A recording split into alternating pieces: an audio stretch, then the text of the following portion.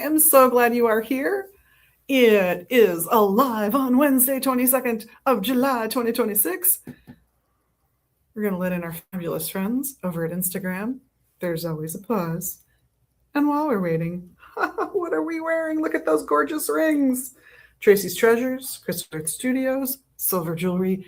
Fantastic. You've heard me say it before. Come get it because the silver prices have tripled. Grab it if you like it. Now is the time to buy if you can. That said, oh, and what are we drinking? We're just drinking plain old black tea today. It's true. And water. Yeah. So what's going on? Oh, Saturday. Coming up this Saturday, the 25th. Celine or Adam's Magical Astrology coming up. His best series of classes, most popular ones he's taught.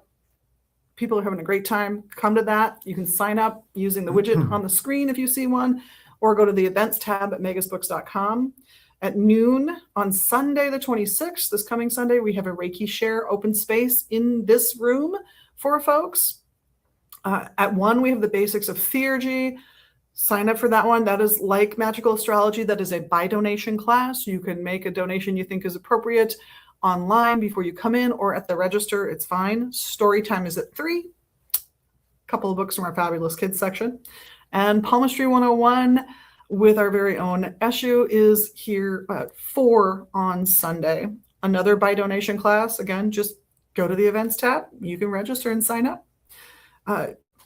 In the middle of all this, I should point out, you'll notice Chris is back. It's the adorable Christine Wilson painting the trunk that will be up for sale as soon as it's finished. And we're talking probably just a few weeks, right?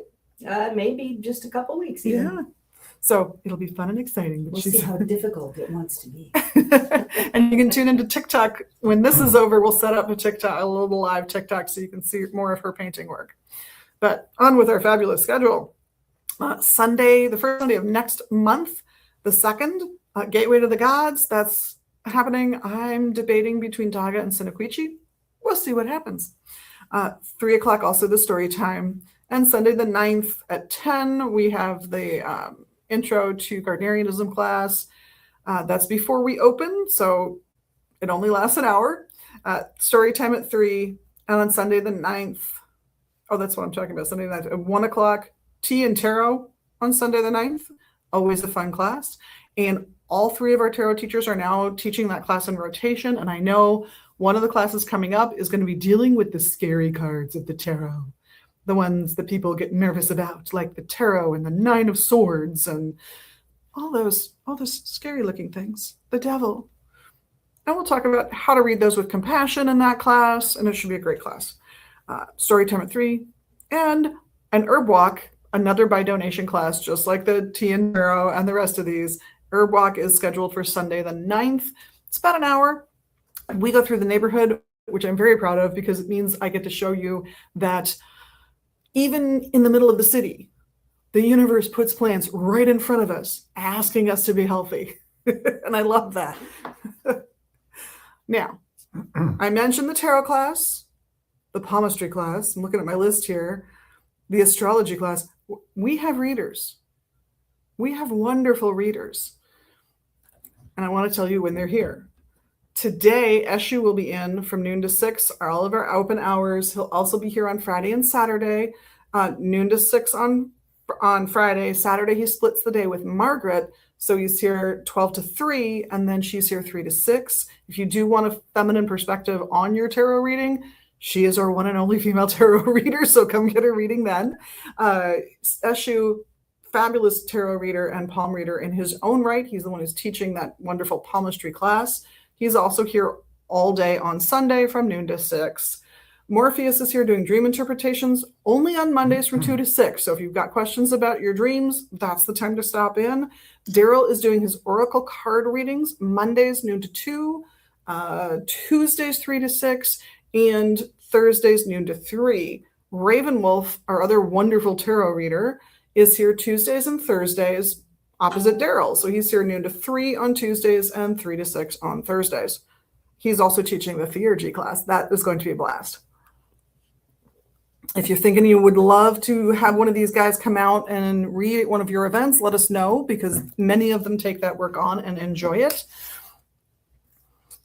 And I should also add, oh yes, that's right. We have a couple of our big events to throw in there. Black Willow Starlings concert is coming up on October 8th. Tickets have been selling, so grab yours when you can. And on September 19th, we're having a celebration. I forgot to bring in your stack of books that I set aside of your latest with Lee, co-written. Right. That's September 19th. We're going to have a little launch party. It's going to be fun. So put that on your calendars. It's in our events tab. And now for cool stuff that has just come in. So I got visited by this lovely lady who used to run a bookstore in Wisconsin.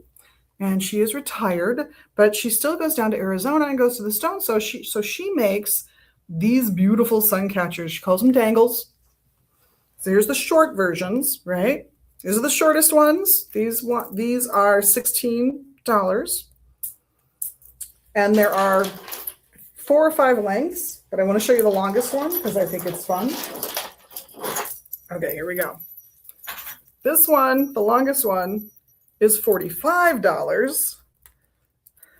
Good heavens.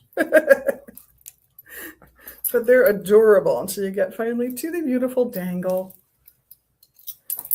She lists out every stone that's in them. And she calls them gem powered dangles. They're all handmade. No two are ever quite the same, but she will absolutely list out for you the stones.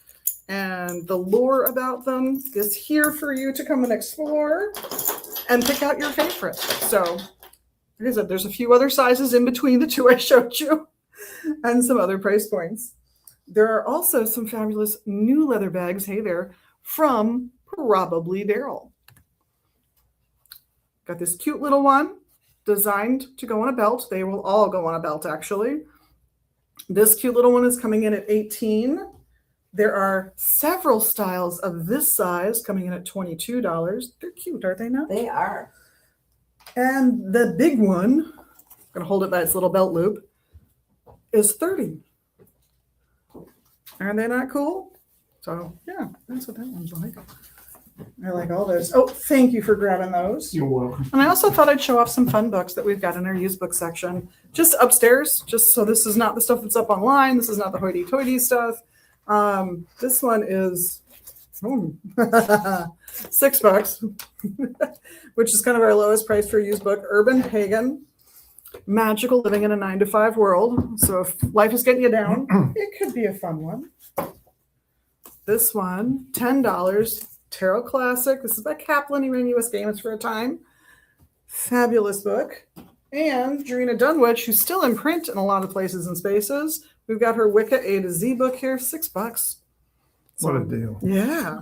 There are a few used books up near the front, close to the register. There are some down the hall, and there are some in the classroom where we are right now, behind us.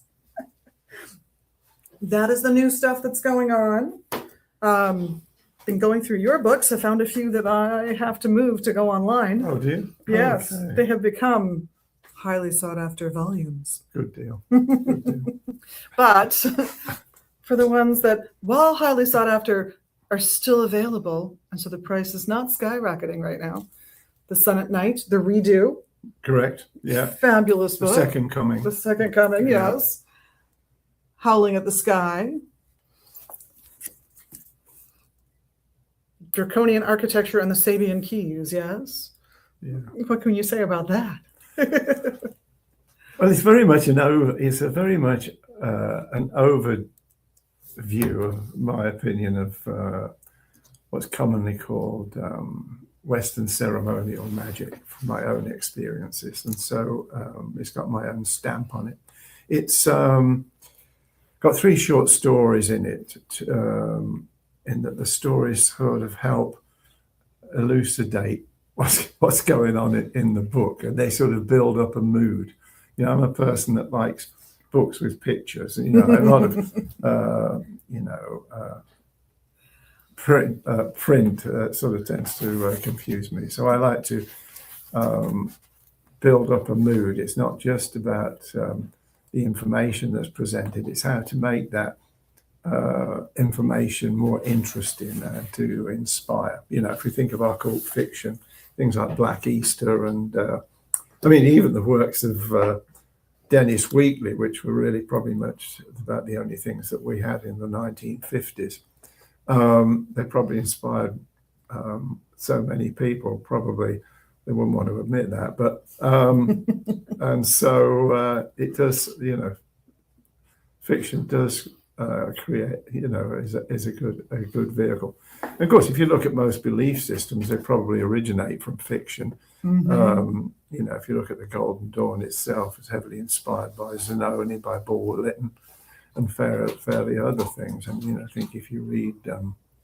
Bulwer Lytton's Zanoni and the account of the bookshop at the beginning, you'll see a lot of correlation between that and the origins of the Golden Dawn. Yeah, and I think there's a lot of intentional writing, fiction writing at that time to introduce concepts that maybe people wouldn't listen to in a nonfiction format. I agree. I think so. I mean, you could even say that about Blavatsky, although I doubt if many theosophists would perhaps agree with that. Oh, yeah. I know my introduction to theosophy absolutely came from fiction, because it came from a classic children's book. What is the Secret Garden? Oh, sure. Okay. That's very theosophical. And I was absolutely given that book as a little kid. Right. One of the first larger novels I ever read. Little did my parents know. So it is interesting how fiction becomes fact over time, isn't it? But I suppose you could look at most religious texts really in that light. Yep. Yeah. Okay. And of course, this is a novel that is the journey. Yes. It depicts the journey, which yes. I highly recommend. Okay. They're both very good. Not many pictures in it, unfortunately. That's true. That's true. But you have a cool cover. Yeah. Oh, yeah. And now there's the latest, the fabulous, the wonderful Enochi Nather's The Angelic Deception. Gnosis as an alien artifact. What does that mean? People have asked me about that phrase. Oh, really? Okay. Yes. I'm not even sure where it came from originally, but my argument is that people are often concerned with invoking angels or invoking demons or whatever. So they're obviously not from this realm of reality, I would say. So therefore, the connotation of thinking of them as alien entities is quite valid, in my opinion. Yeah. Yeah. They're foreign to us. That's part of, Sure. I think, the value of the experience. Yes. Yes. I mean, Amrys Abner, a local magician and author, was commenting today, and I followed up on that. He commented on one of our videos because I was talking in it about establishing a relationship with a deity, an ancestor, an angel, whatever it is. And I was particularly using work by Stephanie Rose Bird. It's her 365 Days of Hoodoo. So she has a little short, brief ritual to help you start to establish a relationship with a mother goddess, which for her is going to be Mary, right? That's her thing. And it's very simple. You need a table covering, you need an altar cloth of this color, you need a candle of that color, you need a bouquet of flowers, and you need to dedicate to either 3 or 9 days of sitting and meditating with it. She doesn't even give you a time range for it, just basic. Okay. And he responded with, it's also helpful to ask not just these other entities, but fellow magicians as well. And I said, yes, because it's about getting different perspectives. It's about historically, every major advance in society was because people sat in whatever the equivalent of a pub was, or they exchanged letters. It's the feeding off of each other's work that I think moves us forward in a way. Yeah, agreed. Yeah, I do. Yeah, I mean, I think if you look at just chaos magic as an example, Peter Carroll's Liber Null Psychonaut. Yeah. I mean, that had a profound effect on people and getting folks to look from a different perspective. Yeah. Yeah. And I think it's taking that different perspective, which is partly the reason the store exists at all, is to give you the opportunity to pick up books on perspectives you've not thought of yet. Yeah. I mean, I always felt that the store, I'm not a religious person myself. And so, but I always felt that, that what we should stock a bit of everything, that all different systems are valid in their own right, and it's a matter to leave people to discover what they're looking for themselves. Yeah. I'm a firm believer that we're always hearing about revelations, etc., which seems to be the origins of most religious belief. And I think revelations are for the people that receive them, like a dream. The dream is for the dreamer. Unfortunately, most dreamers think it's for the whole human race, and I think you get that with revelations too. But I think they're for the individual experiencing it. So, I think the incentive should be to encourage people to have their own revelations, and then go on from there. But I think it does encourage people to communicate with each other, perhaps in a more balanced way, and to appreciate other people's thoughts on these things. But it's the messages, I think, are for the people that receive them. Yeah, no, I tend to agree. And I've worked with people who wanted that to not be true. They wanted to look at different revelations that different people had within that group and try to come up with some grand thing, some unified theory of spirituality that I'm going to say, if there is one, it's as basic as live your own life. Yeah, I mean, the thing is about humanity, from what I've seen in my 79 years, or whatever, is there seems to be a great desire, a certain amount of individuals that really want to tell other people how to live, rather than point and say, here's an alternative way of thinking, or you should try reading this book or whatever. I mean, if you think of the impact that certain fictional books have had on people, and what people have derived from it in their own search, I think that's a bit healthier. I mean, we've only got to look at the world situation to appreciate what religion has done for the human race, haven't we? I think that's true. Okay. Sadly, I think that's true. Are you giggling back there? Okay. Me? No, I'm agreeing. Okay. That's good. That's good, because you're behind me. I can't really see what you're doing. So. I love it. Okay. So for this new book, this has been in process. You guys have been working on this for a couple of years, yes? Well, it's not exactly working on it. Okay. It was an idea. There is this Enochian system, which was revealed by Dr. John Dee, Queen Elizabeth I's course astrologer. He was more of a mathematician, and there's this argument about whether he developed this language and communication as a form of spying, because he traveled throughout Europe. Yeah. However, it does seem to have some unique qualities to it, and there's not been much really printed on scrying these 30 ethers, which are a part of the system. There's Aleister Crowley's Vision and the Voice, and apart from that, there might be little bits here and there. So I thought was that we should, we'll go through this. The other reason we were trying it was to think about, people having all these experiences, talking to different entities or whatever. I would say initially that my thought is that really Western ceremonial magic, I mean, the whole point is to, invoke in the practitioner a form of schizophrenia so that they can experience visions and dialogue, that the banishing rituals are to sort of balance the person. You have your schizophrenic experience and then you banish again to return to normal consciousness.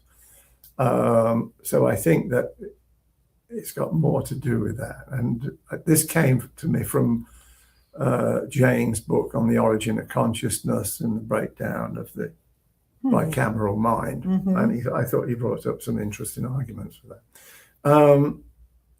God, that's where I was going now. Anyway, so there was that. The other thing was to to experience. As I say, it's rather unexplored territory apart from, Dee's accounts, Crowley's accounts. There didn't seem to have been a huge amount of interest in going through them. At that time, Lee and myself were in different areas Of the world. Of the world, yes. And so we decided it would be interesting to go through these ethers at the same time. So we had to, organize and correlate our time zones so that we were performing them at the same time. I think he was either in the Western US, I was either in Minneapolis or I was in Greece. And so we had to, jockey those time zones around. And so we kept a track of what incense we were using, what soundtrack we had. What we didn't do was record the weather, which I think might have been interesting, but unfortunately we forgot that one. And so over the space of about a year, we scried all these 30 ethers. And so when you're reading the actual accounts here that we kept, you might find spelling mistakes, especially me, because I can't spell to save my life, never have been able to. And so we didn't correct the grammar, anything like that. And so it's just as we wrote it down at the time. And initially the interest was to see if there was any correlation between the visions. We're both scrying the same ether at the same time. He's in his time zone, I'm in mine. And to see if there was any, as I say, correlation between the experiences. I still got to look into more of that just to see, how deep that goes. But that was the idea. Yeah. The other interesting thing is that I find is that people claiming to have these experiences, it's always interesting to me that the people that, or the entities, energies that they're communicating with, always seem to speak in the language that the person having the experience does. Yes. Which seems a bit out of sync to me. And if we're talking alien entities, I mean, we can't even communicate with most of the species on the planet, never mind ourselves. Mm-hmm. And so I thought it'd be interesting to see, what we could find on that front. And so the basic language of Western ceremonial magic, by and large, is Hebrew. Mm-hmm. It's a language that has numerical values for the letters. And so you can build up a numerical value of, let's say, a certain word. And the concept of this, the gematria, is that words of the same numerical value have a relationship.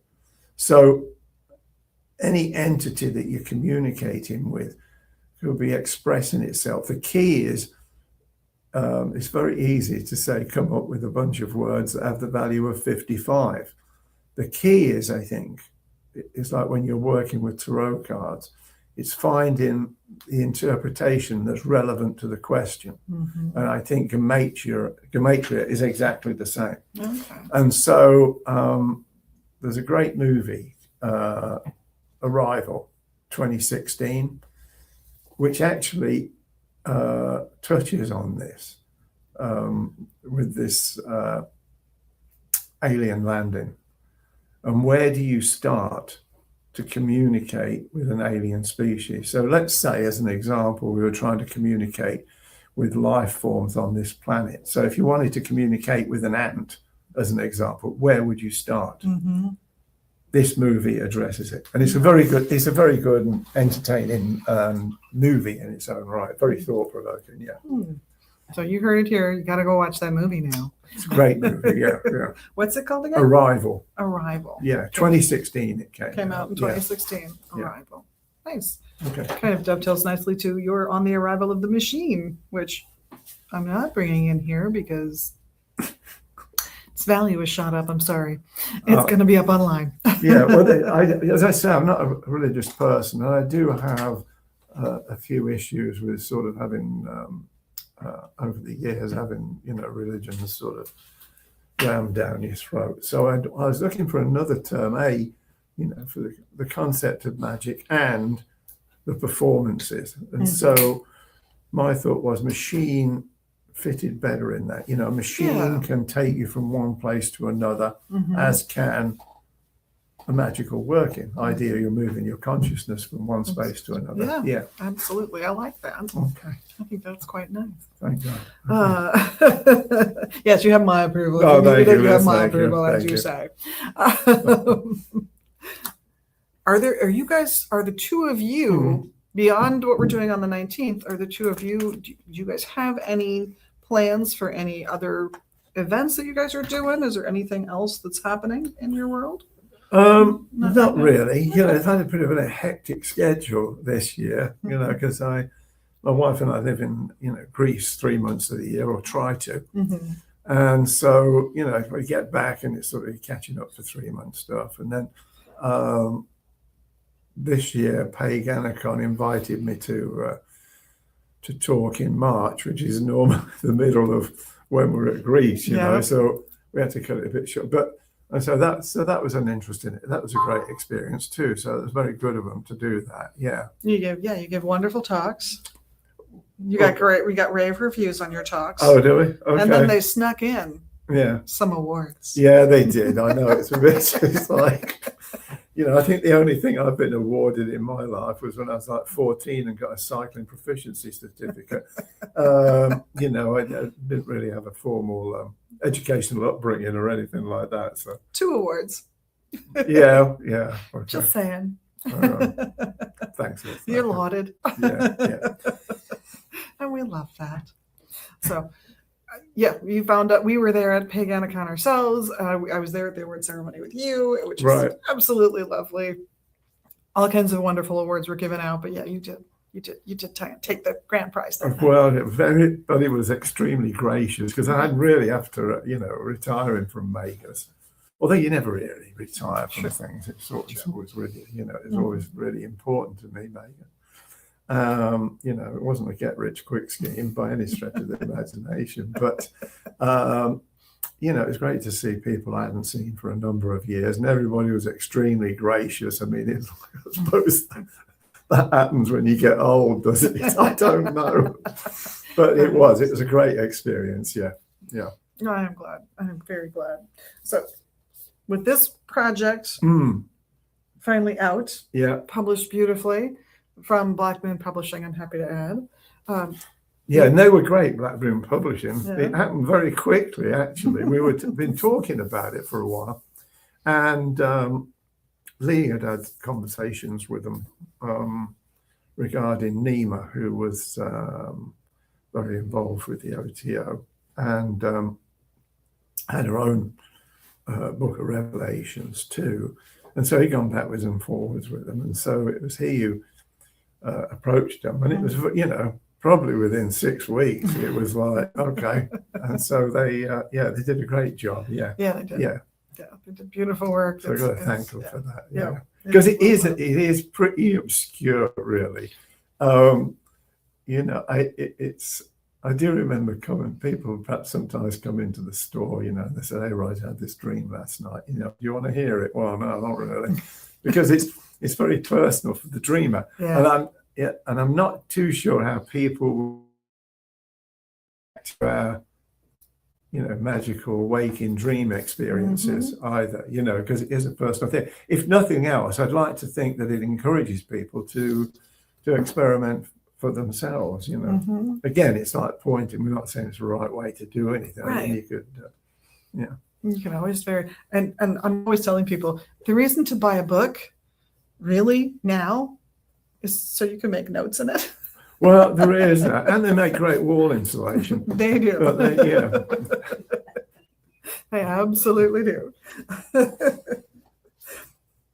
So, is there another project in the wings, or are you just? Yeah, I've got a few things there, but it's there's sort of a lot sort of bigger sort of projects. Well, of course, painting is what I really like, because I can just lose myself in that. You got the smell of the chemicals and everything. I mean, I like that. So it goes down your incense bill.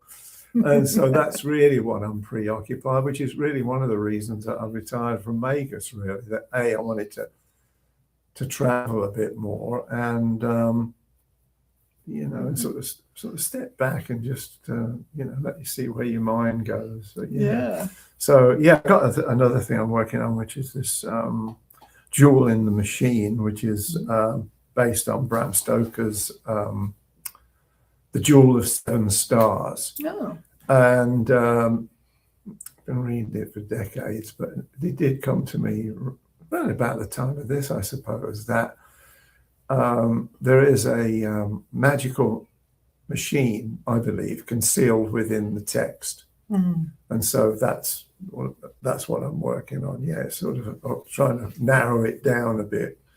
That sounds fascinating.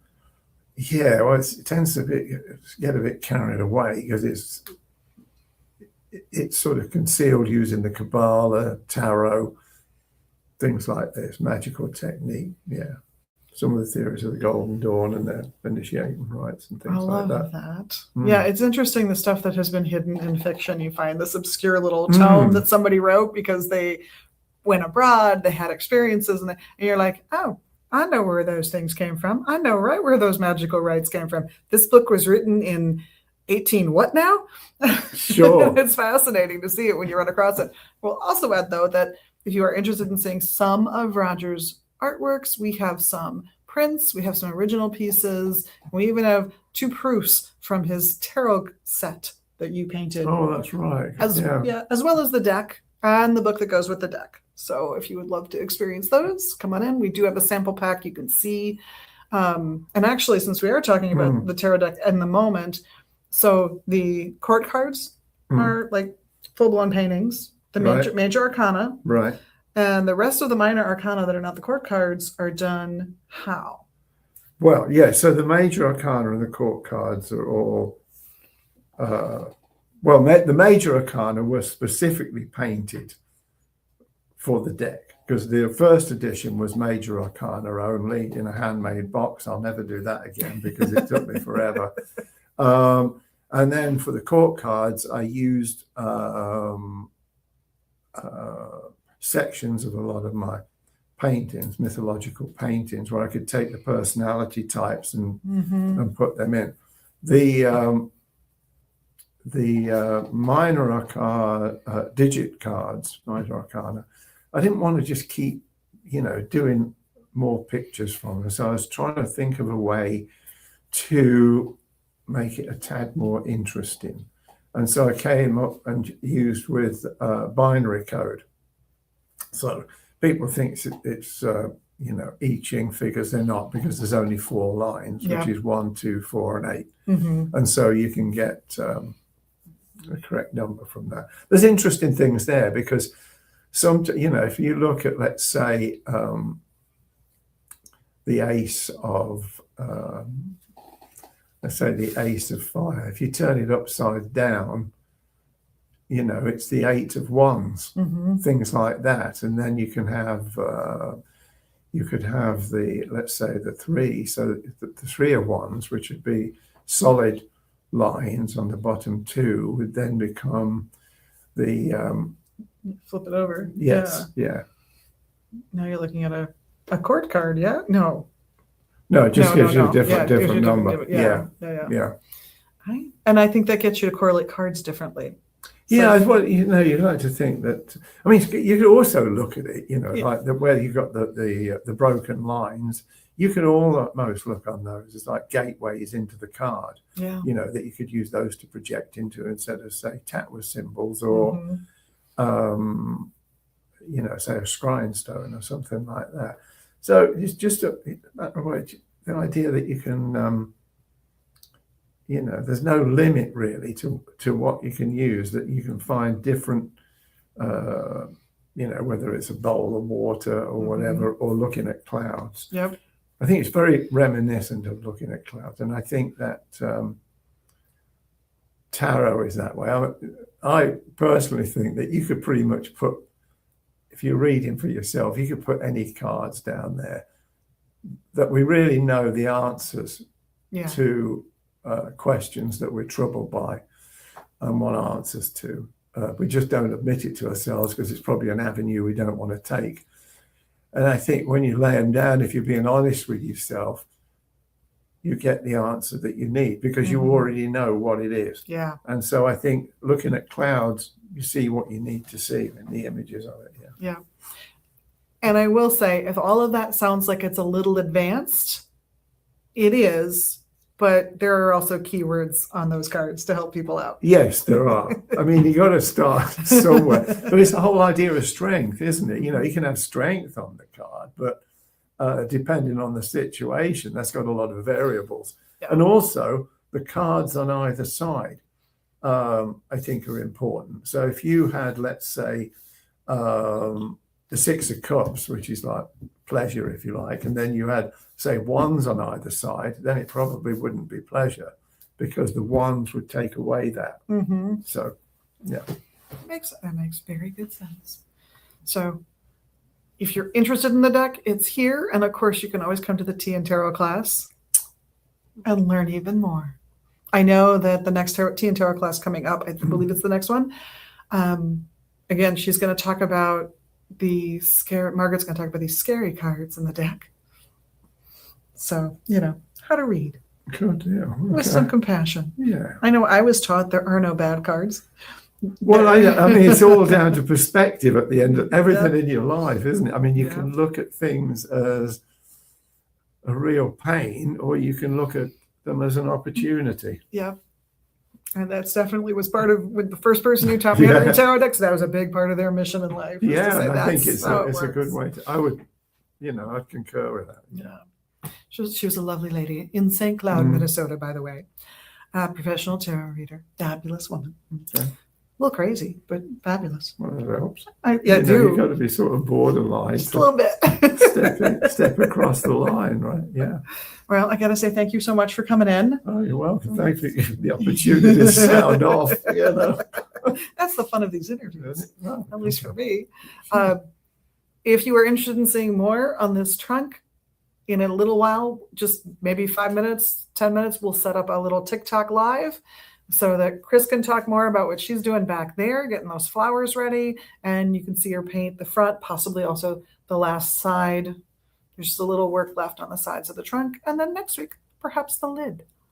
The sun and the moon are yet to be done on that. Oh. It's going to be fantastic. Well, as always, thank all of you. We all thank you so much for tuning in and for being your amazing magical you, because everybody here at Vegas Books loves that about you, of course.